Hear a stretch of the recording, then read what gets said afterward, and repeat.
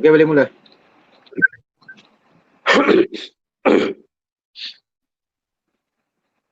A'udzu minasyaitonir rajim. Bismillahirrahmanirrahim.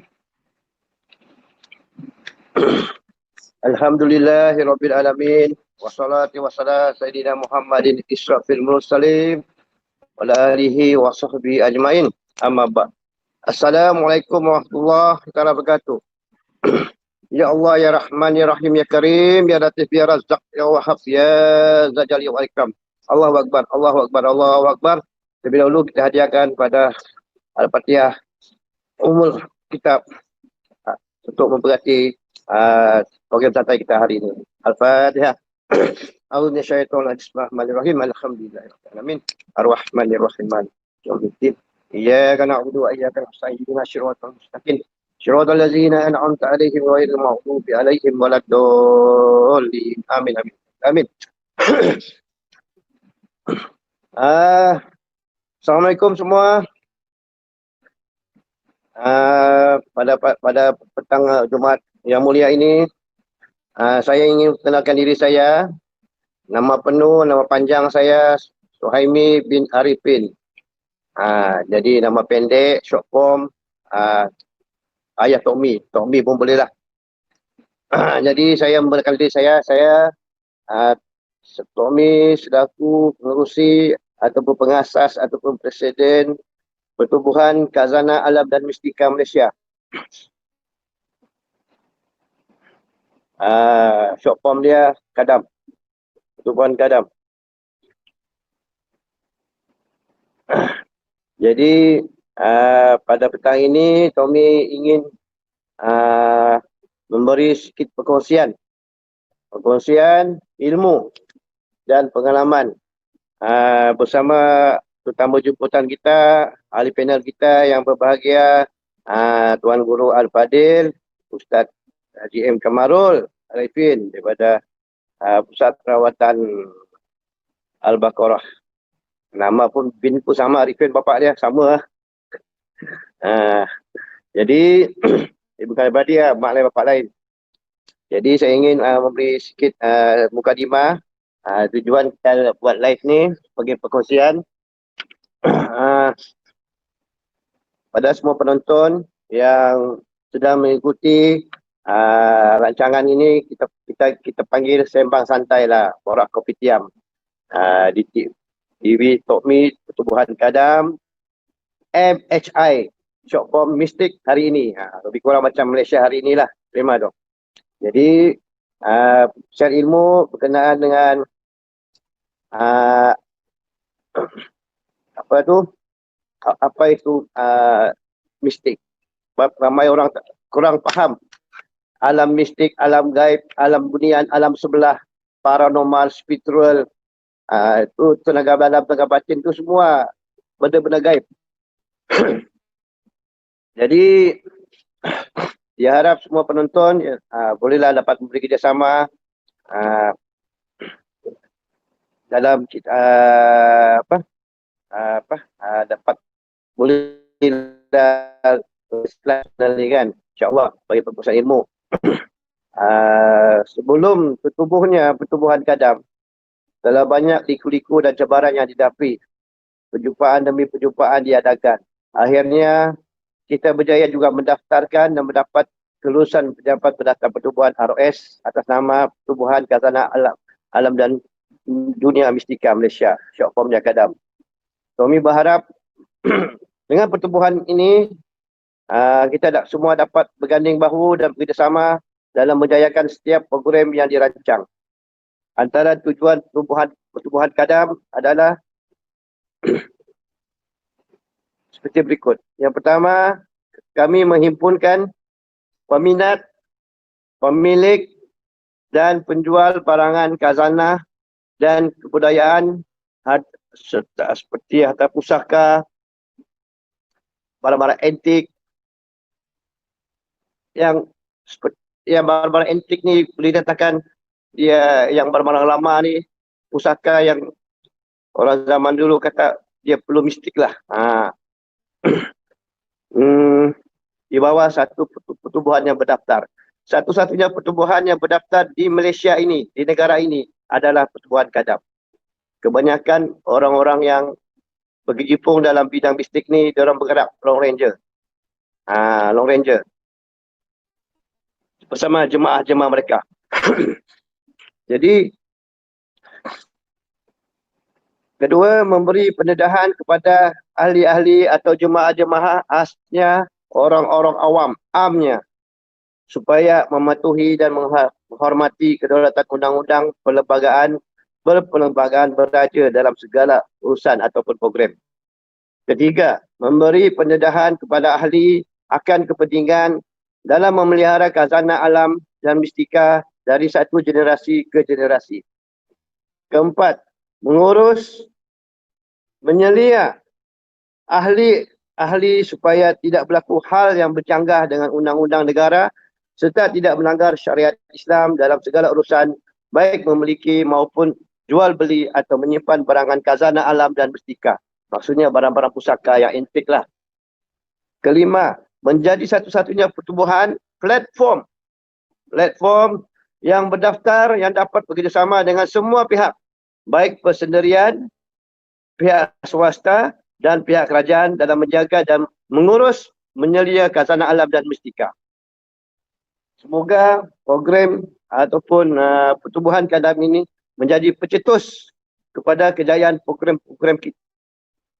kita di masa akan datang, insya-Allah. Jadi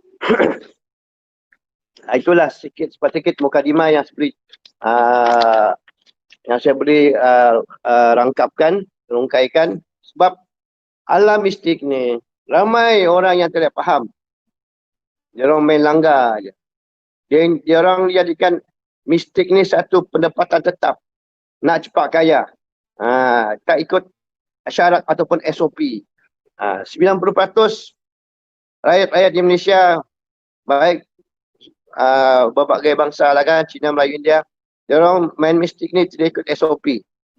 Standard Operation Procedure. Okey, terima tu. Jadi, dan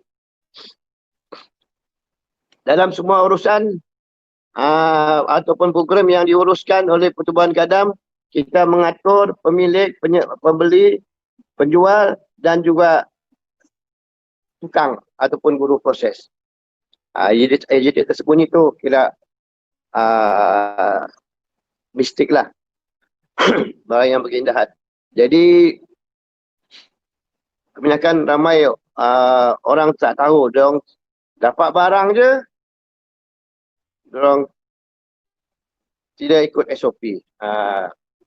Maksudnya sebab Tok Mi banyak grup. Banyaknya grup-grup mistik ni. Macam-macam orang add Tok Mi berada, Tok Mi add ada dari admin. Jadi bila orang jadikan grup tu sebagai platform dia cari barang, berkeindahan, PM tepi, saya hilang. Dapat guru, dapat buyer kan, pembeli dong saya hilang. Jadi itulah ramai yang tidak faham lagi tentang alam mistik ni. Jadi saya ada beberapa soalan dah untuk saya menemui Tuan Guru Ustaz Kamarul ni tentang alam mistik atau alam gaib dan sebagainya. Jadi sedikit saya nak sentuh Pertubuhan Kadam ni sebenarnya banyak cita-cita dia untuk menjayakan salah satu program yang paling kita akan rancang program besar-besaran sekiranya kita dapat dana daripada pihak kerajaan ke NGO ke, senang kita buat carnival untuk mengumpul semua pemilik barang-barang antik di seluruh Malaysia ni dalam satu platform. Kita buat galeri macam carnival. Namanya Carnival Dunia Melayu Mistik Nusantara. Kertas kerja pun dah kita dalam rancang buat. Jadi antara latar belakang ataupun carnival ni, Carnival Dunia Melayu Mistik Nusantara adalah satu carnival yang bertujuan untuk mempamerkan kehidupan masyarakat zaman dahulu yang penuh dengan perkara-perkara yang mistik. Sifat pemikiran Melayu moden terlihat semakin tidak bersedia untuk berinteraksi seutuhnya dengan khazanah leluhur silamnya. Selain kurang perkakasan ilmu alat untuk memahami pemikiran apapun yang tumbuh dari akar-akar harus, sekularisme menjadikan ruang legar fikirnya sempit, cenderung sinis, pelik dan bermudah-mudah, menolak sesuatu yang di luar kotak prasangkanya. Kalimat bernuansa negatif seperti kurafat, karut dan tahayul adalah manifestasi kekeliruan mereka. Menjadilah khazanah warisan leluhur yang berjasa itu sudah tidak mengalir laju lagi di muara jiwa anak bangsa. Biarpun darahnya sama merah dalam urat raga zuriatnya, namun pertemuan kegagasan fikiran pantas meleburkan suatu keunggulan jati diri. Muzakarah ini hanyalah medan bicara buat mengunggah sedar melurus faham umat memaknai misteri dunia Melayu mistik Nusantara dengan pedoman ilmu dan kefahaman. Selama perspektif prejudis ini tidak dirawat, nyata kita belum bersedia melazati khazanah ilmu, amal, pengalaman dan limpahan nikmat leluhur sendiri. Saat kita mula menyedari betapa tahuku hanya secubit, tidak tahuku seluas-luas alam, bahawa Tuhan itu Esa, berkuasa, ilmunya maha luas, maha halus. Nah, barangkali barulah kita bersedia untuk menekuni realiti sejarah diri Melayu yang tidak terperi. Jadi itulah sikit mukadimah dia. Jadi dia punya objektif untuk merapatkan jurang perbezaan sesama kita serta menguatkan tali persaudaraan dan menguatkan semangat hormat menghormati, kasih sayang dan ikatan persaudaraan sesama umat Islam. Daripada perspektif sejarah, ungkapan sejarah menonjolkan kewibawaan masyarakat Melayu terdahulu dalam menjalani kehidupan mereka. Kegigihan dan ketekunan mereka menjadikan ianya satu budaya yang hebat dan teknologi pada ketika itu ialah sumber ilmu dan petua. Daya kreatif dan semangat juang bangsa Melayu yang unik bersandarkan ilmu yang dimiliki menjadikan bangsa itu hebat dan jitu. Dari segi kehebatan Melayu pula, dalam bidang persenjataan, logam, pakaian, pemakanan dan obat-obatan tradisional, bangsa kita memang tersohor. Jadi dengan karnival ini kita akan memamerkan hasil karya agung bangsa Melayu seperti persenjataan, keris, tombak, pedang dan sebagainya. Busana pakaian silat dan sebagainya. Dan perubatan adalah tradisional. Itulah sedikit mukadimah yang kami nak. Untuk makluman semua, karnival ini Pertubuhan Gadam akan bekerjasama dengan Balai Adat Tok Cindai, Maha Guru Tok Cindai. Jadi itulah sedikit sebanyak tentang Pertubuhan Gadam. Mengurus, menyelia antara pemilik, owner dengan penjual, pembeli, buyer atau pembayar dalam bahasa Inggerisnya buyer dan juga tukang ataupun guru. Itu je lah yang saya dapat sedikit sebanyak. Jadi ada yang orang tidak faham apa itu mistik, main mistik. Mistik ni tidak barang-barang berkinahan. Mistik ni ada banyak. Mistik ni paranormal pun mistik, hantu jin pun mistik, spiritual pun mistik, semua perkara gaib. Dan barang-barang keindahan mistik ni banyak, bukan satu dua, beratus. Salah satunya barang kebal. Barang kebal seperti besi kuning, delima merah, butat lipan, itu kebal kulit. Ada kebal umum, SOP dia potong rambut tak putus, potong janggut tak putus, kebal kulit cucuk jarum tak tembus, itu SOP, cara test dia. Kebanyakan owner tak ikut SOP. Hantar video yang lepas-lepas. Barang mistik ni banyak, keris berdiri, keris berjoget, keris terbang, mani gajah dua alam, tokek, pedang tombol, 3 roh, macam-macam lagi. Anti masin, anti racun, anti basi, barang-barang mistik ni. Itulah kebanyakan dia tidak faham. So untuk mengulas lebih lanjut lagi, Tok Mi mempersilakan yang berbahagia Al-Fadil, Ustaz Kamarul untuk mengupas dan memberi pencerahan daripada A sampai Z apa yang telah mukadimah yang telah Tok Mi beritahu tadi. Dan Tok Mi pun sudah standby 4 soalan saja. Untuk pertama kali kita test lain ni, kita bertalian untuk sesi yang pertama ni dan kita buat 30 minit insyaAllah ataupun kuranglah, lebih kurang itu. Jadi untuk sesiakan datang kita akan buat perkongsian lagi, pengusian ilmu, tenaga dalam, penerusan ilmu persilatan, penerusan ilmu tenaga batin, penerusan ilmu rawatan, bekam, urut. Tommy buat bekam dengan urut. Ustaz Kamarul dia buat perubatan. Macam orang kena sihir berat, saka, santau, semualah insyaAllah. Ni kira orang yang hebat juga ni lah. So, Tommy bagi tahu tadi yang mukadimah tu, silakanlah Ustaz Kamarul meneruskan hujah. Silakan, Ustaz. Baik, terima kasih Tommy. Alhamdulillah. Tommy apa khabar Tommy? Alhamdulillah. Sihat Jangan bagi betul. belum game-game lagi ni. Kena game adalah. Okey. Dapat insya-Allah. Okey, insya-Allah moga-moga dengan perkongsian ilmu ni tentang mistik tentang SOP, tentang apa semua ni, moga-moga Allah izinkan kita untuk mendapat rezeki. Insya-Allah Okey, baik. Insya-Allah, amin. Okey, Tommy saya ikutkan soalan ada 4 tapi saya ingat masa pun macam tak mengizinkan. Mungkin saya cover satu dulu. Nanti kita akan sambung untuk next sesi. Boleh Tommy Boleh terima tu. Baik. InsyaAllah. Okey, saya mulakan dengan istilah ataupun definisi mistik. Okey, apa yang dikatakan mistik ni? Okey, kalau kita tengok Wikipedia ataupun kamus, okey, mistisisme adalah aktiviti yang mana untuk mendapatkan ilmu atau kekuatan tertentu, melalui cara gaib seperti meditasi, bertapa, berhalwat dan bermacam-macam lagi lah ritual untuk mencapai kepada mistik tadi. Amalan ini adalah dengan anggapan bahawa terdapat ilmu pengetahuan yang tidak boleh didapati melalui bahasa. Sebab apa, mistik ni kita tak boleh nak cakap. Mistik ni kita tak boleh gapai. Kita mistik bukan 1+1=2. Bukan. Mistik ni kita akan rasa daripada aktiviti mistik yang kita lalui. Contohnya kita bertapa ataupun kita berzikir atau kita melakukan amalan tahajud tiap malam. Jadi apa yang orang kata natijah daripada amalan-amalan tadi, mendatangkan kalau dalam bahasanya dia panggil karamah. Maksudnya apabila kita istiqamah insya-Allah lillahi ta'ala, karamah tu akan muncul. Jadi itu adalah definisi mistik. Jadi apa yang ada dalam alam Melayu mistik ni? Apa yang berkaitan dia?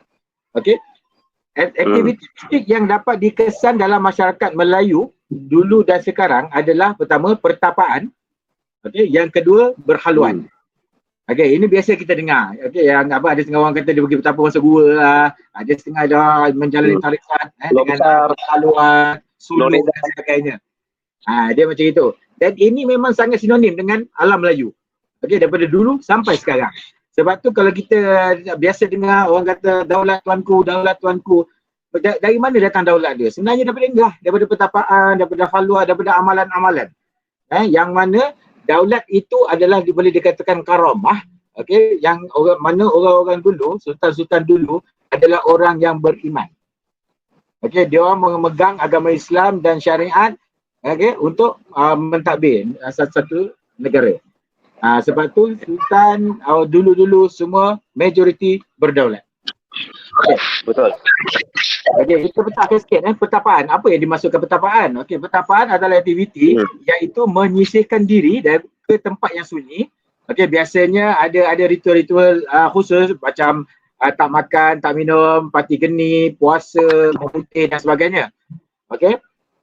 Dan dipercayai dengan melakukan ritual-ritual tersebut, ada ujian-ujian yang akan dihadapi dalam masa ritual itu. Yang mana ujian itu jika mereka tercapai, maka alhamdulillah mereka akan dapat apa yang mereka kendaki.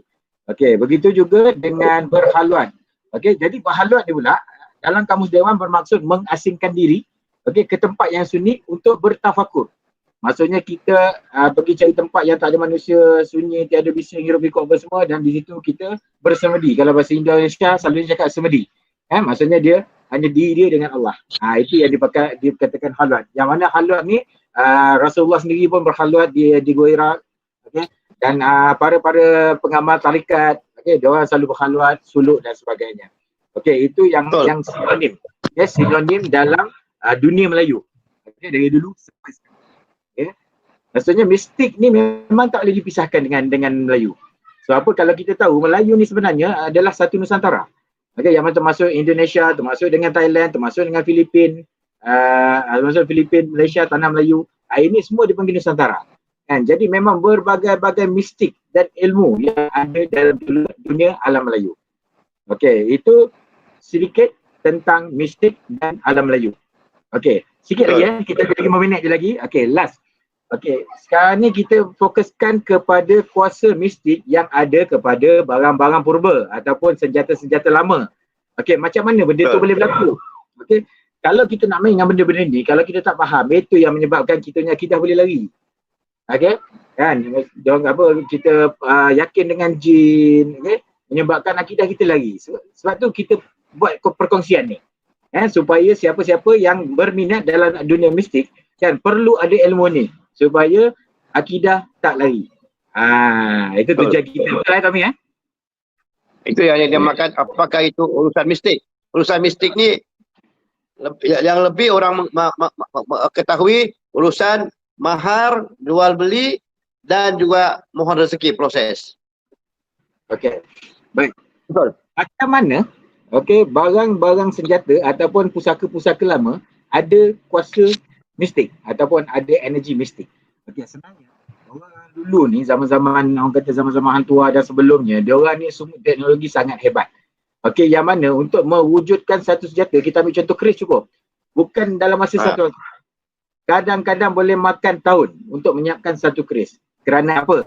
Okey, dia orang akan mengira falak tuan punya keris. Maksudnya dia orang kira bintang lah, matahari lah. Lepas tu dia akan kira juga kesesuaian besi dengan tuan punya keris. Okey, dan juga nama, kan, dan banyak lagi ritual-ritual yang untuk dia orang ambil kisah, kan. Sebab tu kan keris-keris yang dahulu-dahulu ni majority semuanya ada power mistik. Okey, betul lah. Saya dulu ada pernah tengok Ustaz Muhammad Auni, dia ada cerita pasal 7 pa.